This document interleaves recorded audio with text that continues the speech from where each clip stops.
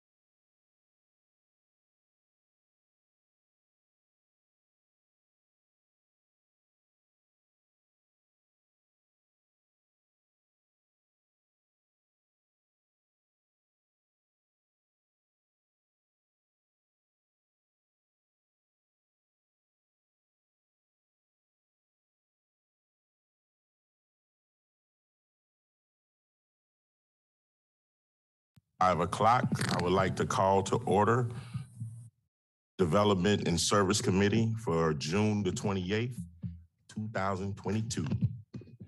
Madam Clerk, can you call the roll, please? Pugh? Here. Teresia? Here. Barron? Here. English? Present. Newton? Here. We have a quorum. Thank you, ma'am. Item number 2, the approval of minutes from May the 24th. Can I get a motion? So moved. Second. Second. Madam Clerk, can you call the roll, please? Yes. Pugh? Teresia? Yes. Barron? Yes. English? Yes. Newton? Yes. Motion approved. Move down to item number 3 on our agenda for today, the adoption of the agendas. If there's not any deletions or anything to add, Mr. Brown? Mr. Chair.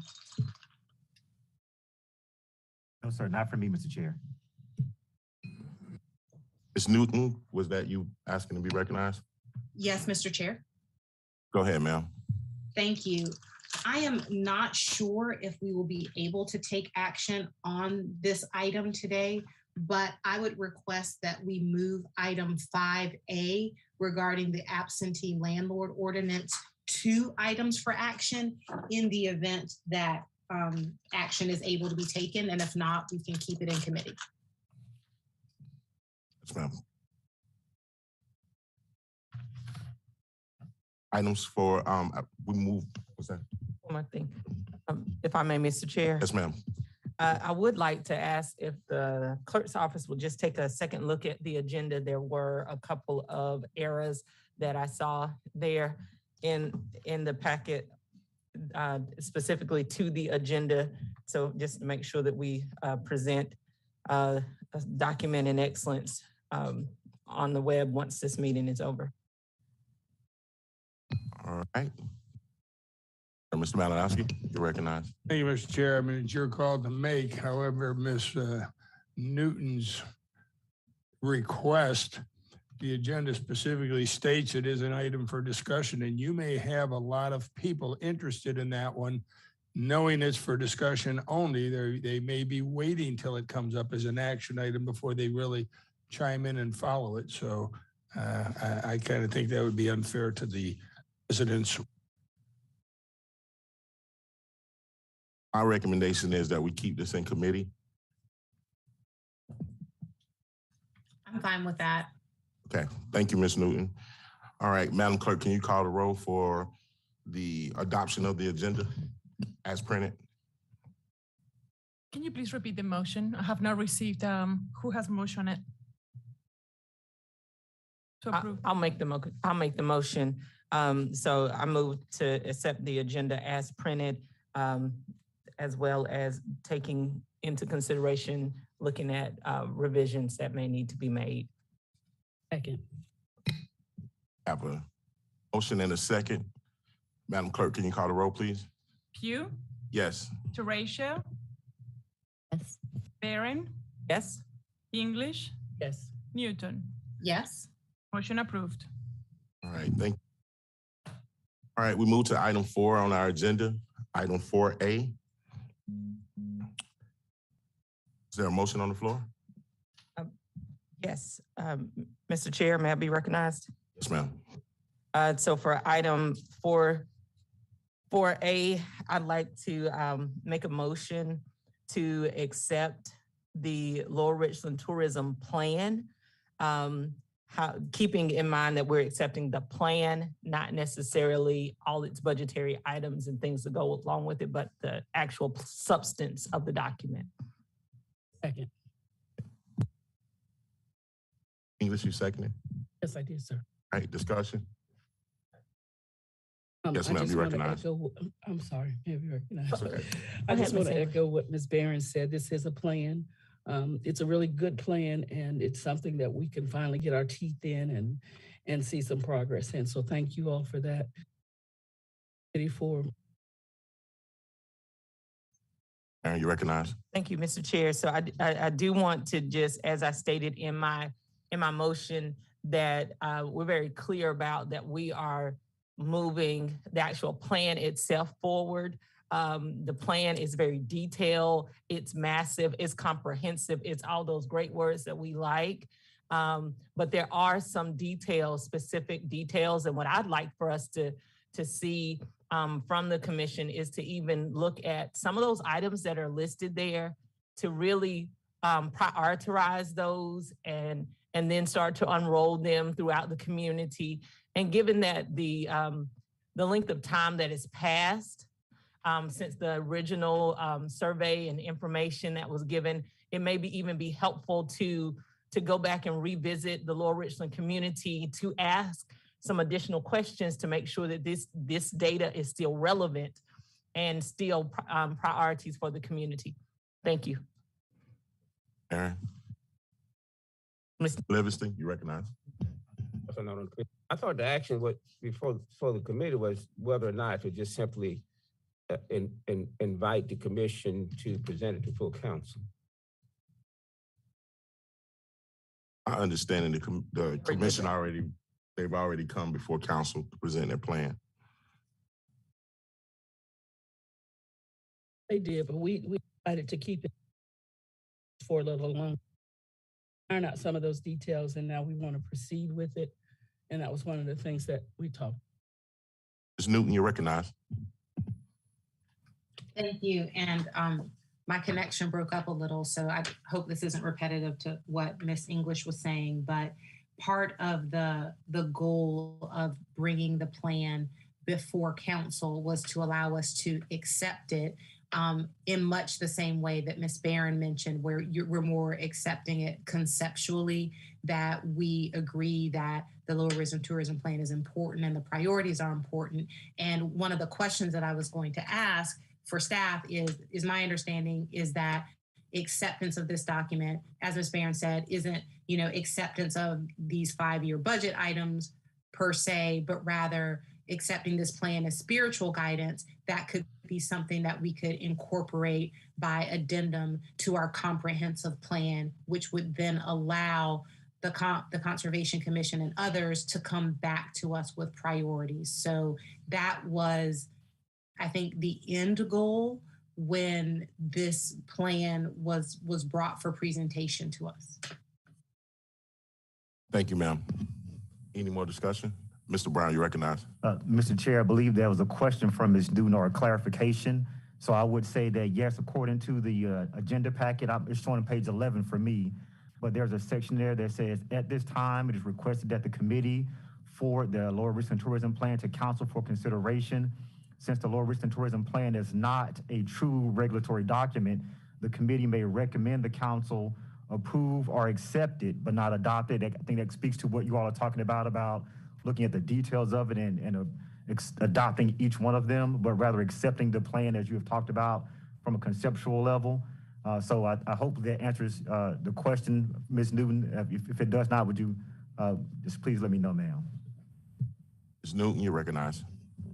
No, thank you. Mr. Brown addressed my question, and so now we need to see if it pleases the body. For discussion? All right, we have a motion on the floor and a second. Madam Clerk, could you call the roll, please? Malinowski, Pugh, Yes. Horatio, Yes. Barron, Yes. English, Yes. Newton. Yes. Motion approved. Thank you, ma'am. Moving on to item 4B. I'll entertain a motion. Mr. Chair. Yes, ma'am. I'd like to make a motion that we accept the actual motion that was presented by Mr. Malinowski earlier this month. So in taking into consideration the same language that's on 4B, to move to have the staff to amend section 226-186 of the Land Development Code by amending the formula used in determining the total number of units allowed in the utilization of density-based and density bonus design standards by subtracting the constrained open space area acreage for the total site acreage prior to calculating. In addition, all lots must conform to the DHEC minimum required sizes, so no bonuses allowed. That lot size be less than the DHEC requirement. So my motion is to accept it as written submitted by Mr. Malinowski. We have a motion on the floor. Is there a second?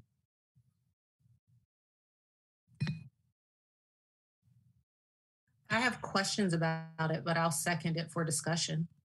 All right, we have a motion and a second. Discussion. Ms. Newton, you recognize? Thank you. So I support the idea of Mr. Malinowski's motion, and it's something that we've talked about a lot. In reading the briefing document, would appreciate having staff address this, because the way that I read the briefing document made it appear that from a regulatory perspective, we needed to have more input from the Planning Commission. And I just want to understand, what the recommended protocol is for this, and also to make sure that we have enough discussion of this before moving forward. Again, I like the idea of this very much. I just want to understand how we need to move forward. Mr. Brown, you recognize, sir. Thank you, Mr. Chair. I believe we would like County Attorney to speak first, Mr. Chair. Mr. Right. Regarding that, a council member can make a motion about an item, but because it is regarding development, it would need to go to the Planning Commission, and they would ultimately make a recommendation to council as what they believe would be, in the best interest of the county. So a council person can, the motion is fine, but that needs to go to the Planning Commission, and then they forward it back to council. Aaron, you recognize? I just want to follow up with Attorney Wright. So this motion that we are making today will go to the Planning Commission. Right. So, okay. I just want to make sure that we're not sending something separate, but we're sending exactly what we're voting on today. Well, instead of it going to full council the next step will go to the Planning Commission For their consideration, and then they send a recommendation to council. So it wouldn't come back to this committee. No. Okay. I'm fine with that. Any more discussion? Okay, we have a motion on the floor in a second. Madam Clerk, can you call the roll, please? Pugh, Yes. Horatio, Yes. Barron, Yes. English, Yes. Newton. Yes. Motion approved. Thank you, ma'am. Moving on to item 4C, the amending the fireworks ordinance. Is there a motion? Motion to approve. Second. Got a motion, discussion? Mr. Chair. Yes, sir. Mr. Wright. I think back in May, I did send a memo that was created by Mr. Ziegler from my office, as well as an updated or ordinance with changes as recommended by this committee. There were a few questions that I did receive. Some of them were actually answered by the memo or the ordinance. One was to get it in line with the noise ordinance, which the new draft of the ordinance does put it in the hours in line with the noise ordinance. Another question was about could a home be considered a public nuisance, and any property can be determined to be a public nuisance. So any property in the county could fall under this. So just because it's a home doesn't exempt it from being determined a public nuisance. I think another one was about the county fire official, section G, determining whether there should be a permit issued. I don't think we need to get into the minutia like that in this ordinance. The county, the fire official can determine their process as to how they want to do that. I don't think we need to put it in the ordinance, but if you decide to, the ordinance, this is a draft, so it can be changed. Also, there's a question about using the words negligently and recklessly.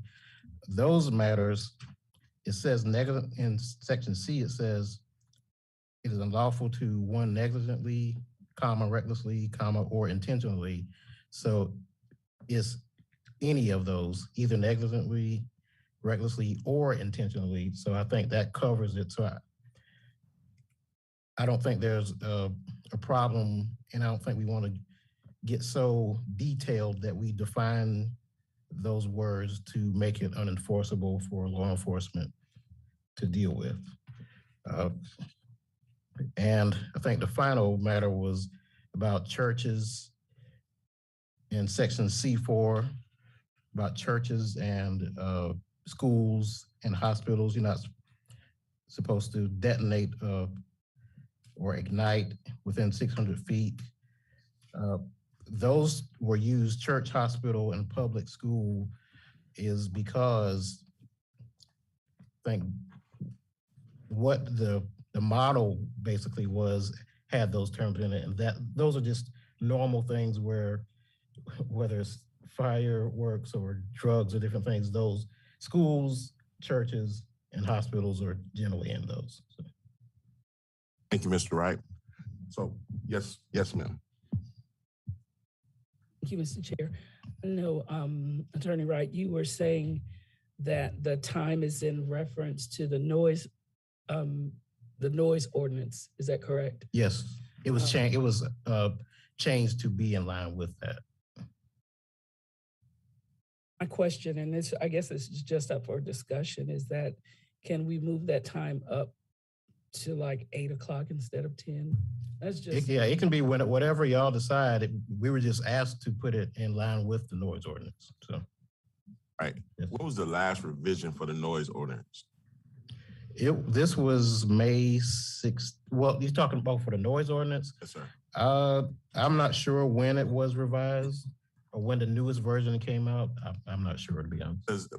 My concerns are if we're updating the fireworks ordinance and it's in conjunction with what the noise ordinance is, we want to make sure that we're not having both of these ordinances together and one is out of date while we're trying to update the other one.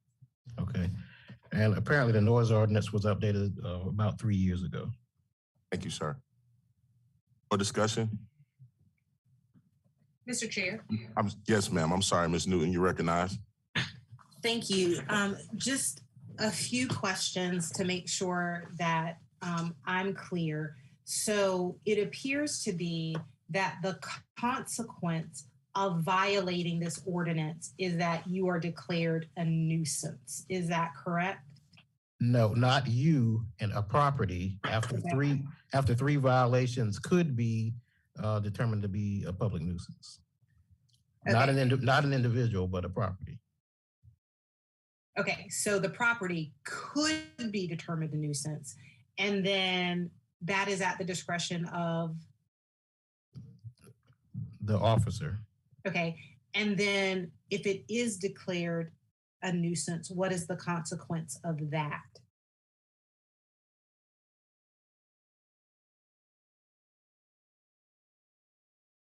A violation of this section is punishable by a civil penalty of up to $100.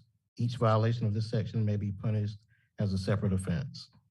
Okay, I think I missed that even though I was looking for it. That's section E. Okay, yeah, I think I just skipped right over that. And Okay, after 3 separate violations, then it can be declared to be a public nuisance, and then the law enforcement can deal with it as they deal with all public nuisances. all right, so yeah, but and that's the part that I was trying to get to. Once it's declared a nuisance, then it's up to the discretion of the officer what the consequences are. To a certain degree, of course, it's limited to public nuisance is already defined by the code. So it basically, we go to the public nuisance and it says what can be done with that property. Okay. Thank you, Mr. Chair. Thank you, ma'am. Any more discussion? Mr. Malinowski, you recognize, sir. Thank you, Mr. Chair. There's one thing that Attorney Wright that you did not cover. Councilwoman Terratio asked, and I had the same concern about 3 months ago. And what is the time frame for the 3 violations that are being listed here? Well, there is none at this point, but that's up to y'all. If y'all want to put a limit on it, you can. You don't have to. It's up to the committee or the council. It seems you've got several rental properties throughout the county. And if in those rental properties, they're apartments, you could have 3 violations in one night. Yet they're, so I don't think that the owner of the property should be held responsible, have their property declared a nuisance because of that. I think we need to be a little more definitive on the time frame, number one. Number two, it says for each violation of this section may be punishable by a separate offense. Well, what constitutes a violation? If I throw a firework out now, and 10 minutes later I throw another one, and the officer doesn't get there for 30 minutes, and then I throw another one 10 minutes later. Have I got 3 violations right there in 30 minutes because you're waiting for the officer and the neighbors said, yeah, he did it 3 times? How does that work? If there's proof of it, could technically be 3 violations, or it could be considered 1. It just depends on the situation and the officer. Sounds to me like proof of it becomes he said, she said. It's your word against mine. That's up to the court to determine. Thank you. Thank you, Ms. Malinowski. Any more discussion? Yeah, Yes, Ms. Newton. Thank you. I don't want to belabor this item, but I guess I would just make a request, perhaps when this is coming to council, or if it's more appropriate to me individually, if you could send the nuisance ordinance, because I just want to be clear about what we're establishing as the ultimate consequence of this and who is responsible. So I completely support this fireworks ordinance. I support it. The veterans in my family support it, and my puppy supports it. I just want to be clear on the mechanics of those consequences that aren't included here. Right. Ultimately, the property owner is responsible. So that part I can answer now is ultimately the property owner would be the individual responsible. Right, but I guess I'm saying, so we said you're going to get a fine 3 times, and then after you get fined 3 times, then you're going to be declared a nuisance. And I'm still unclear when a property is declared a nuisance about exactly what happens after that, because we've already established, for example, that nobody's going to go to jail because they've been popping fireworks at the wrong time, and that's fine. But what does happen to them specifically? So it seems to me that you're saying that that's included and defined in the nuisance ordinance. And so I'm just Right. asking that that be provided as supplemental material, because at the end of the day, I want to be very, very clear, apart from the $300, what happens to the citizen who continues to violate this ordinance. And right now, I'm unclear on that. Okay, we can forward you a copy of the nuisance ordinance. Thank you. So, right, could you forward that to everyone? Yes. Yeah. Thank you, Ms. Newton. Any more discussion? Yes, ma'am. Councilwoman Teresa, you recognize? Thank you. I mean, we have a representative from the Sheriff's Department here. Chief Polis, would you be willing to kind of give us just a little bit of information about how you all see this working on the ground?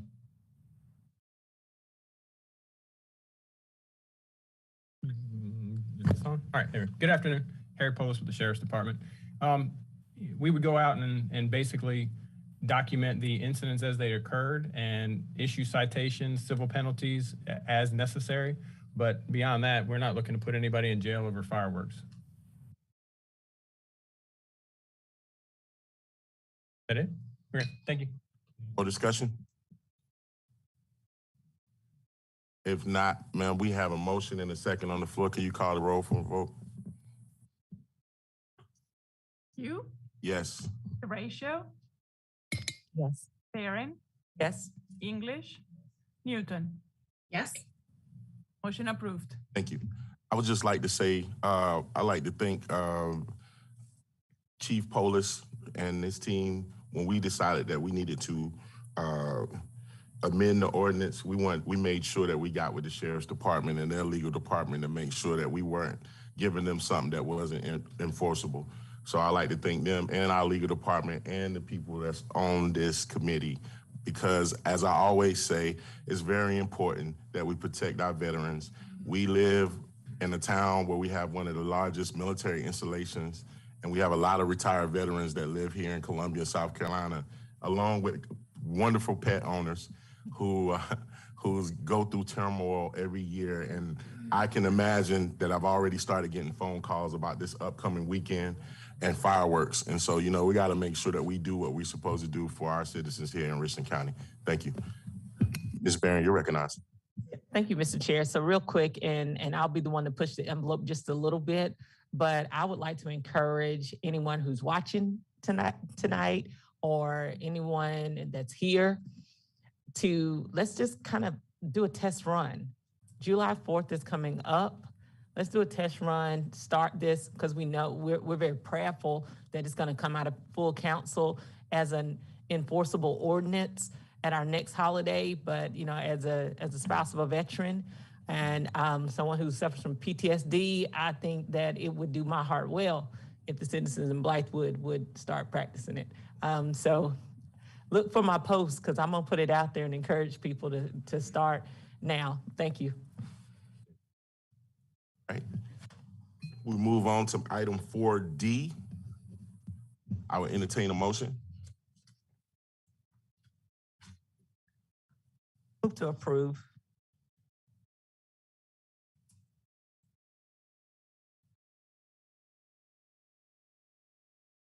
Okay. Second. I'm still reading. My apologies. Well, we have a motion and a second. Discussion? Could we have staff speak to this? Recognize Mr. Brown. Thank you, Mr. Chair. I'm going to have Quentin Epps, who serves as the division head related to Conservation Commission, approach the podium. There he is, okay.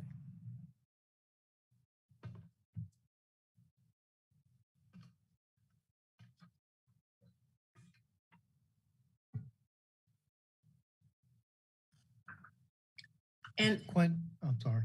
oh, sorry, Mr. Chair, I was just going to ask, while the plan is being addressed, can we also address I just wanted to confirm the budget for this item, that it is in fact coming from the Conservation Commission's budget as indicated on page 20.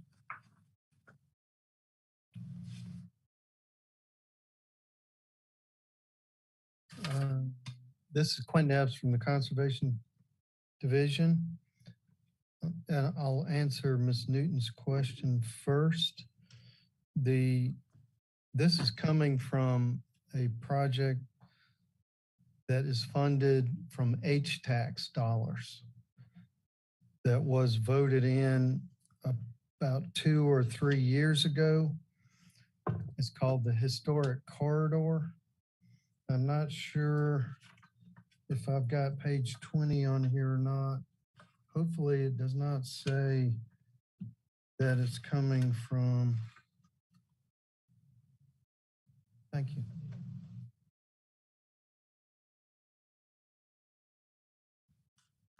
And I apologize, it does say H-tax. Okay, great, because I was getting ready to say I must have made a mistake on that. So this is funded from H-tax, and what this project is about, again, about 2 or 3 years ago, council voted for a project to do what they called a historic corridor at the time. And what it was all about was to promote the historic resources of the county. And I believe it came from Miss Dickerson at the time, because she really liked the Rosenwald School that the Richland County Conservation Commission has helped with a lot of funding, and she really wanted to promote that. And then other council members were talking about areas in their districts where they wanted to promote historical resources. And so they said, well, we should do this historic corridor. And unfortunately, we've been going around with different ideas on how to do this. And so we finally decided, the commission finally decided that they would hire someone who has expertise in this.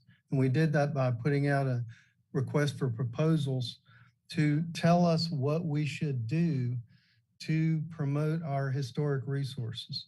And so we did the RFP process, request for proposals.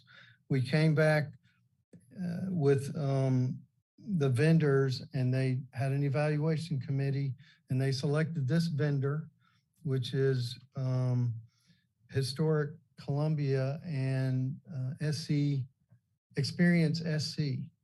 And this is what they came back with. We had some negotiations, and we came in with this price that you see here, $144,610. And we added a contingency because sometimes in these types of projects, we end up wanting additional services. And so we want to have a little contingency for that. And I'll leave it at that. If there's any questions specific, I can try and answer them. Aaron, you recognize. Thank you, Mr. Chair. So Mr. Epps, the only thing in this plan that really concerns me is a 20% contingency, which appears to be more than the original ask. Is the 20%, and this may be something that we need to talk to finance about, but is that 20% contingency, is that a normal percentage? It just seems like an awful lot of money when we are looking at the scheme of the actual overall project itself. Is requesting $144,000. However, with the 20% contingency, definitely almost it over doubles the entire budget. So can somebody tell me where we got the 20% contingency? Yes, ma'am. I can tell you that. During this project, there was a lot of discussion among the commission members and the historic committee of the commission. And there were a lot of different ideas about what could be done, and we tried to narrow it down.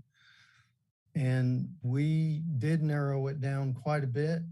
However, my prediction is that as this project proceeds, commissioners will request a lot of out-of-scope activities from the contractor. And so there may be a higher level of contingency. Usually we put in 15%, but I moved it up 5% because I feel that commissioners will want the contractor to do services that they will say are out of scope. I would be, I don't want to say I'd be happy. I almost said that. If you want to reduce it to 15%, it's fine with me. I just bumped it up for that reason. Have the floor.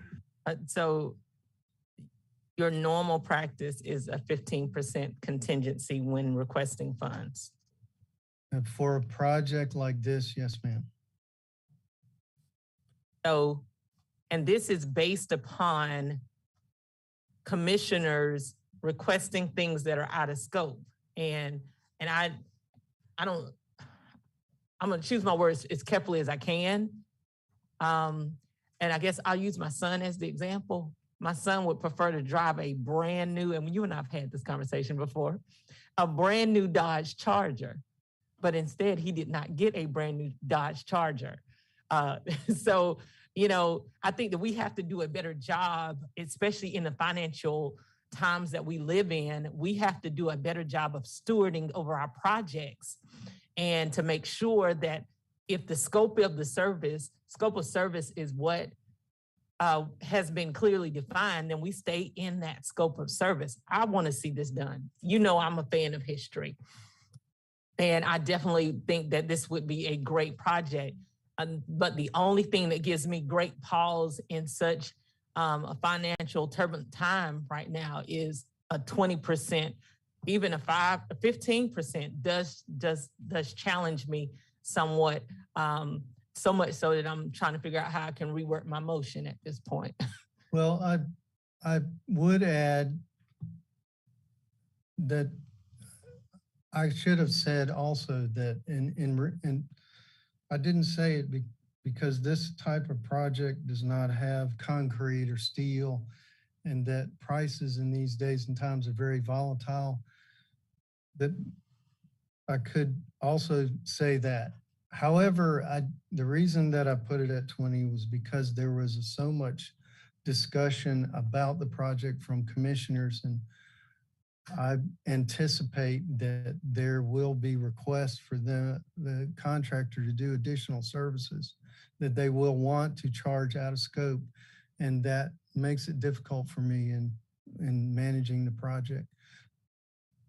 Anyway, could we just have somebody from finance? I just, if y'all can just, how do we allow for, if I may address Ms. Ham or whoever from the department, how do we allow for when we're having projects like this? Is there some leverage? And, you know, Administrator Brown, you can tell who needs to answer this, how we leverage when we're doing these projects to allow for, you know, is there a percentage on either side that we have flexibility in spending? Or is this 15 or 20% just here? So to your point, generally what happens is you get a price and they'll tell you with also that for additional services, it costs this much money. So it's not that you would necessarily in your own budget have a situation where you have a contingency. I think in this situation, because the funding is being requested to come from someplace else, that's why there's a request for a contingency, because they don't have a mechanism right now to tell you that, at least that I'm aware of, that here are the services you're paying for. These are additional services that we offer at these prices.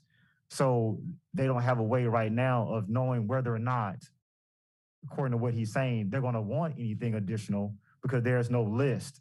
But if I just, for example, enter to an agreement with an organization, they told me what the services were, they told me what additional services they offer, but I don't have a budget for a contingency.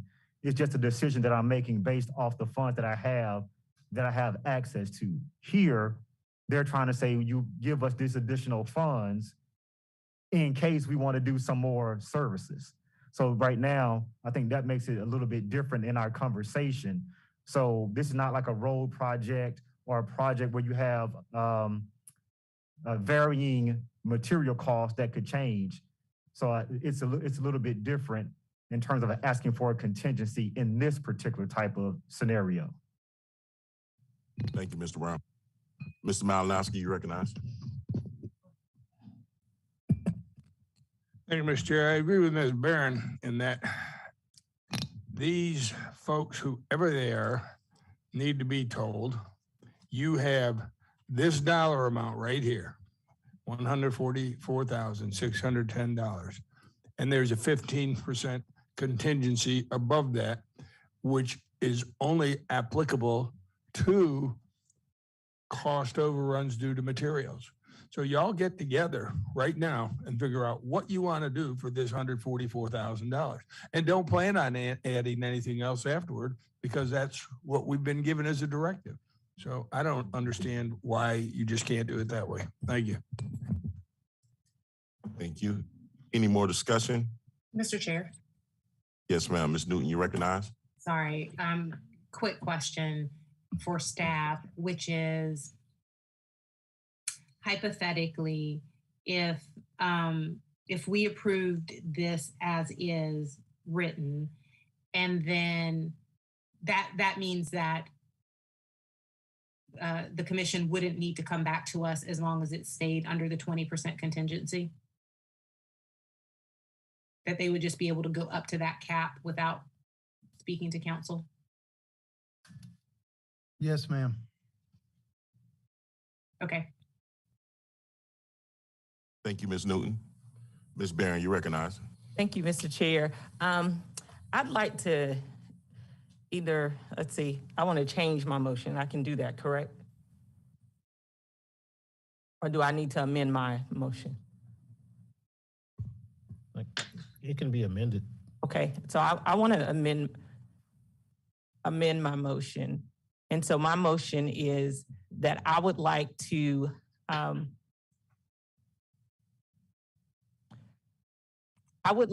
make a motion to keep this in committee and get more specifics about this plan, because it appears to be just kind of a blanket.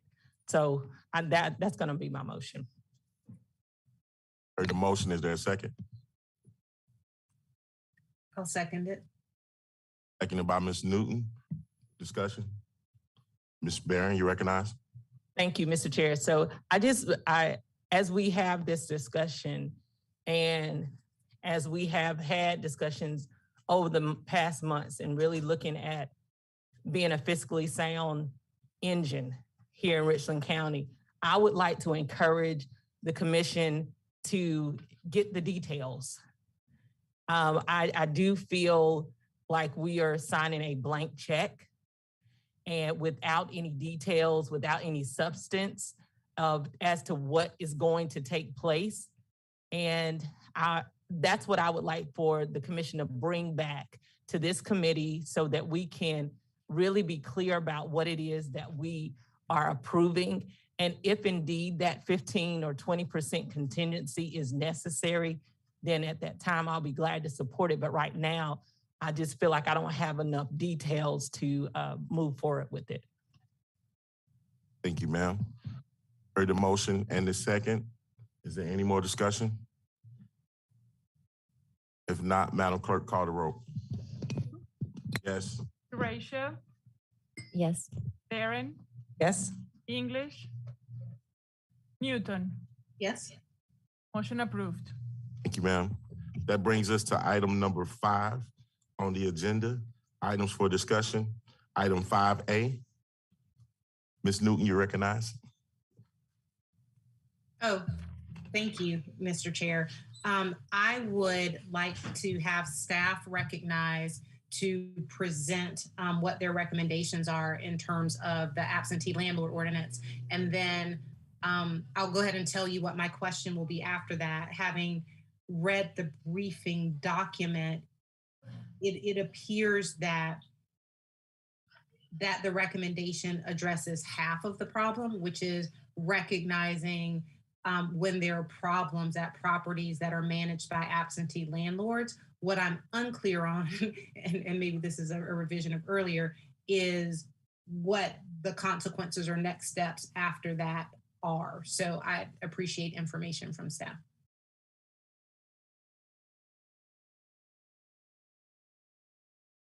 Mr. Chair, may I ask Mr. Jensen to be recognized? Absolutely, sir. Jensen, you recognize, sir. Thank you, Mr. Chair. Assistant County Administrator Eric Jensen for the record. Thank you for the opportunity to present to you today. Very briefly, the issue of code enforcement and absentee landlords in general is one that is common in all jurisdictions. And it is not just a residential issue. It is a commercial, industrial, institutional, any place where you have property and you have somebody occupying it who is not the owner, you come across similar issues.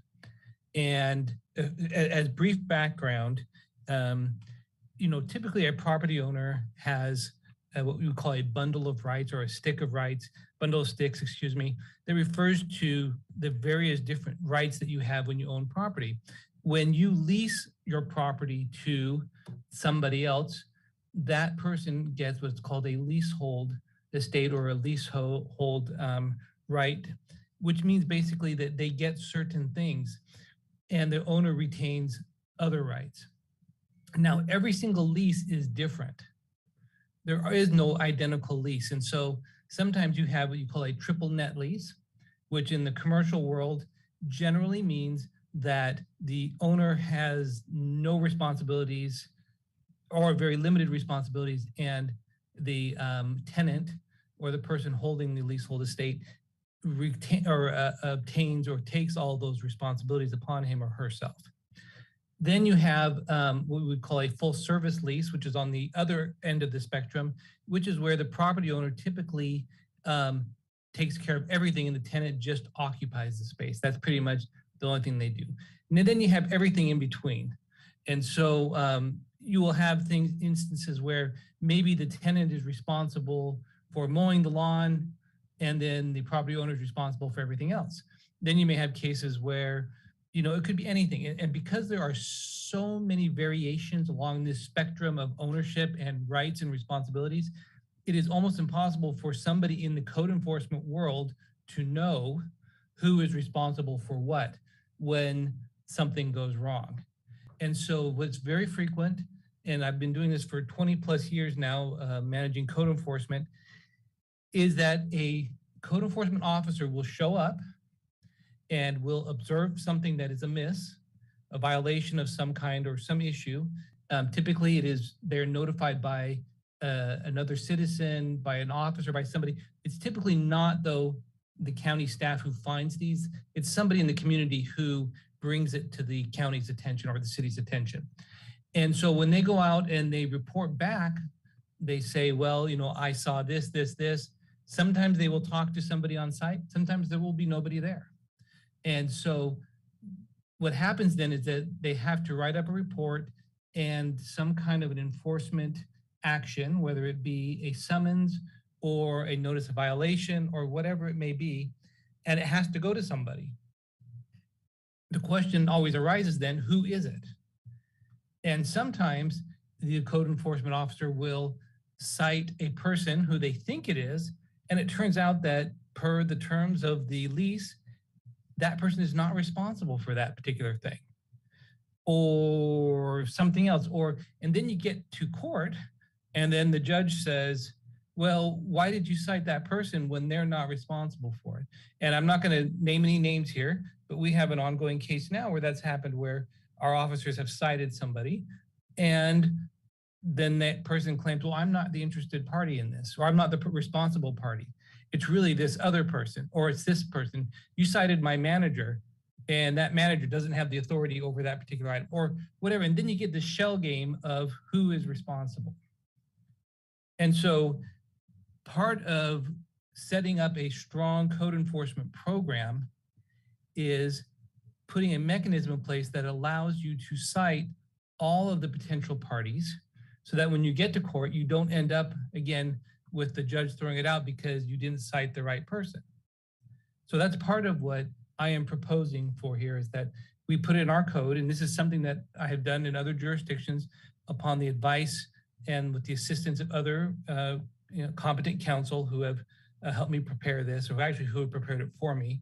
And so that is one of the things that we need to address, is to make sure that when we prepare a citation, that all of the relevant parties who may be involved are part of that citation. Another part is Mr. Jensen, oh, sorry. I apologize. Thank you, Mr. Jensen. And I know that there's more to your answer. I guess what I'm thinking at this point, given where we are with timing, is that I move that we hold this item in committee and discuss it at our next meeting. And that is my motion. Second. Okay. I have a motion on the floor in a second. Any discussion? Mr. If Chair, not, yes. just quick discussion. I would ask that if it please the body, that any questions that members have in between now and the next meeting, that we forward those to staff so that we can have a fulsome discussion next time. Right. Yes. And could you include my office in that? Because there are certain, as far as South Carolina law is concerned, there are certain things that we have to do. So there are certain concerns that we may have. So we want to make sure that all the things that are done are in alignment with South Carolina law. Thank you, Mr. Wright. All right. So we have a motion. Yes, sir, Mr. Malinowski. Yes, my question is, do you really need a motion? Because this is just listed as an item for discussion and it would be kept in committee anyway without any motion. True. That's correct. Thank you. ACO. Thank you. I just want to say thanks to staff. This has been a long time coming. I've worked with council members and staff members and the neighborhoods and the sheriff's department and all of this. So I'm glad to see that we're moving this forward, or we're doing some really solid work here. Thank you. Thank you, ma'am. All right, so mine are clear. So let's move to the next item on the agenda. It's item number 6, items requiring no action. Can we get staff to give us a quick update on item 6A?